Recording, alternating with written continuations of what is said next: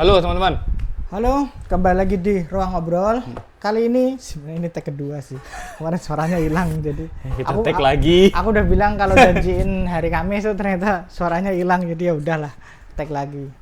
Nah kita akan membahas ini Shield Hero. Shield Hero. Insya Allah ini rilis hari Selasa ya Insya Allah. Nah sebelum kita membahas Shield Hero, kita lagi jalan Mas Jojo. Nah, kamu yang dijual tuh. Yoi. Kita lagi jualan kaos nih. Ini salah satu kaosnya ini. Ini ada Jadi varian. ya. Ini ada varian hijau, varian merah, sama varian hitam ini. Sama ada satu kaos Kamen Rider. Nah, yang pengen beli kaosnya, atau yang pengen support kami, bisa pakai beli kaos. Bisa nanti linknya ada di deskripsi. Langsung aja diklik, bisa pesan lewat sana. Aman tuh nanti akan sampai dengan selamat insya Allah. Kenapa tidak BPM? Karena repot. Jadi pakai pihak ketiga kita untuk mendatanya itu nanti. Oke, langsung aja kita bahas ini Shield Hero. Ini karena ini bahasan kedua ya, semoga feel-nya masih sama. Iya. Ayo langsung aja kita mulai. Seperti biasa kita akan bahas fisiknya dulu, harganya 65.000. Alhamdulillah. Bagus makan. Alhamdulillah. 65.000 sama seperti ini yang udah aku review sama Nanas, harganya naik karena emang ada upgrade kertas, baik dari kertas dalamnya, buku papernya maupun art papernya yang jadi jaketnya ini ya. Jadi ya 65.000 mahal memang, tapi ya Phoenix Remedia konsisten untuk menjadi barang premium gitu, walaupun mendobrak norma ya. Dalam artian adalah mahal dikit nggak apa-apa, yang penting kualitas cetakannya oke. Gitu. Minimal cetakannya dulu. Kalau cetakan oke, jadi collectible juga guys. Collectible banget. Nah, terus di dalamnya juga ini juga mungkin yang bikin mahal ya, karena dalamnya juga beda cetakannya. Apa maksudnya? Ada kayak gininya. Biasanya tuh komik berjaket nggak ada kayak gininya tuh. Biasanya cuma gininya polos aja ya. Polos aja. Katanya ada yang bilang mengurangi biaya lisensi. Oh, ini ada komiknya lagi. Ini di belakang tuh agak aneh ya. Ada lampu jadi silau. Jadi agak silau. Nah ini ada komik John Coman-nya. Ini menarik. Akunya bingung tapi, karena harus ya nggak bisa disampul. Makanya bacanya harus hati-hati ya teman-teman ya. Harus perhatian ekstra lah ya. Iya, kalau aku biasanya tak lepas dulu, taruh terus kemudian baca kayak gini. Ya. Dari sih sebagai kolektor dia memang sangat hati-hati dan menjaga koleksi-koleksinya guys. Gila, kayak kamu. Saya tidak punya koleksi. Oke, langsung aja. Nah, soal cetakan seperti itu, soal harga seperti itu, kami serahkan lagi pada teman-teman cocok atau enggak. Yang jelas kalau aku sih oke aja ya dengan ini. Oke. Nah, kualitas terjemahannya oke juga ya. Kualitas terjemahannya oke banget sebagai sebuah cerita yang mengusung tema game online. Saya sebagai orang yang tumbuh dan besar bermain game online, sampai sekarang juga main game RPG, melihat terjemahan ini enak banget. Rasanya itu kayak kita membaca deskripsi yang ada di game, seamless aja, nggak ada terjemahan yang terasa kasar, rasanya persis kayak main game. Ya, diksi yang dipakai juga bener gitu. Bukan dalam artian bener ya, tapi diksi yang dipakai itu sesuai dengan tabiat kita ketika main game. Betul. Yang ini nggak perlu diterjemahin, ini nggak perlu diterjemahin. Gitu. Aku suka banget. Jadi ketika membaca, terutama buat teman-teman di sini yang udah familiar dengan main game RPG, ketika membaca statsnya itu udah nggak asing lagi lah. Ini fungsinya apa? Itu menarik. Itu makanya secara presentasi ini udah oke, di atas. Udah standar lah, udah standarnya Phoenix Remedia untuk komik ya. Untuk novel aku belum tahu karena aku belum baca novelnya. Nanti mungkin ya aku penasaran sama Konosuba sih. Oh, ada novelnya? Ada novelnya, baru terbit. Aku belum dapat tapi. Karena novel 99.000 loh setelah. Tapi itu harga standar novel, jadi ya udah lah ya nggak masalah. Nah, untuk isinya sendiri, nah ini yang menarik.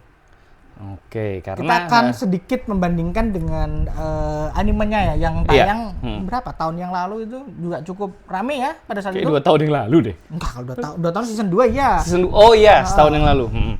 Udah lama kok ini, udah agak lama kok. Aku pun tertarik karena nonton animenya, kemudian aku cek komiknya seperti apa gitu. Tapi aku nggak ngecek LN-nya, jadi ya udahlah. Soalnya ini buatku medium paling oke-nya ada di komik. Iya, karena itu teman-teman, sekali lagi ini kan gamenya temanya mengusung isekai yang temanya game RPG kan.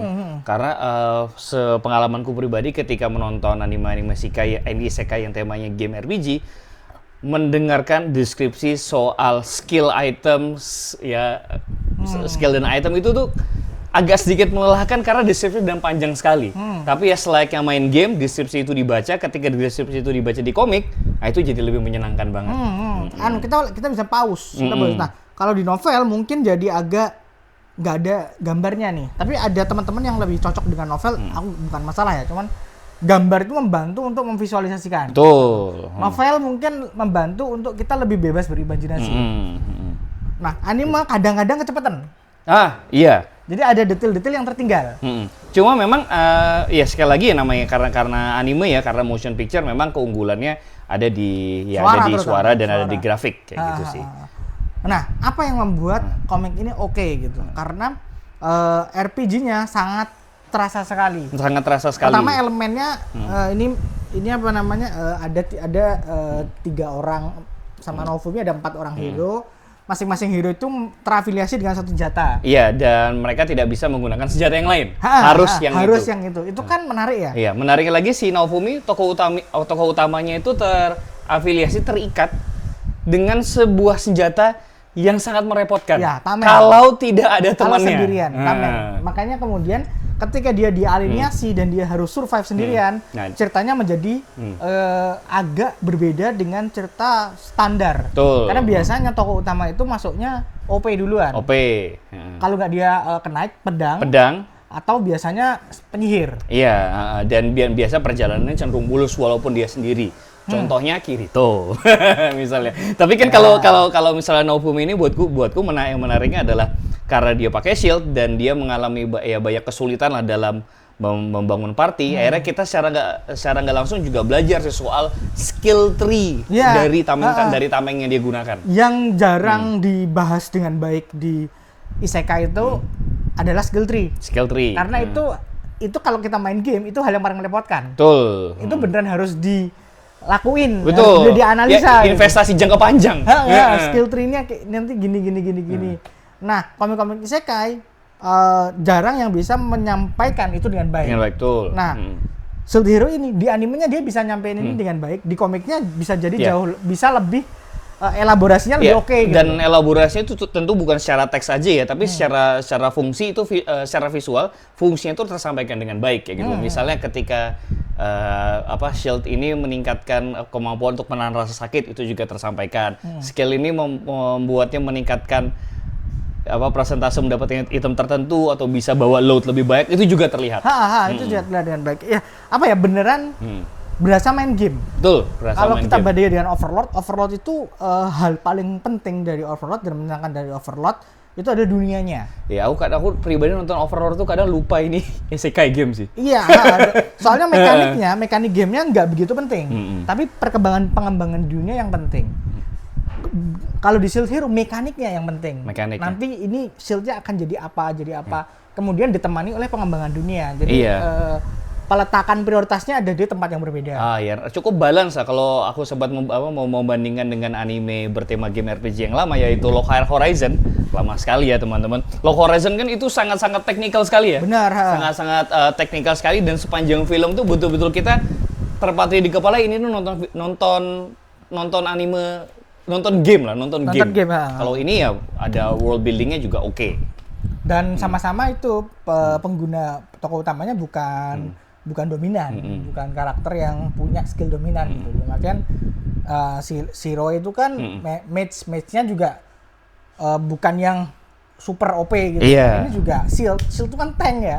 Jadi kamu tuh kalau kamu nggak punya attacker ngapain gitu. Repot sekali. Makanya ini kemudian dia mencari party untuk bisa membantu dia.